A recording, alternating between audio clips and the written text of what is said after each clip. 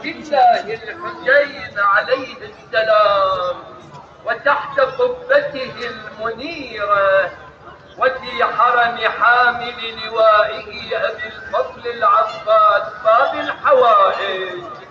نمد أيدينا متضرعين إلى الله تعالى ونسأله أهم حاجاتنا، وهي تعجيل فرج ولي أمره وبقيته في أرضه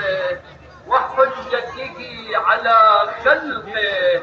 الإمام الثاني عشر المهدي المنتظر، أرواحنا لتراب مقدمه الفداء. إلهنا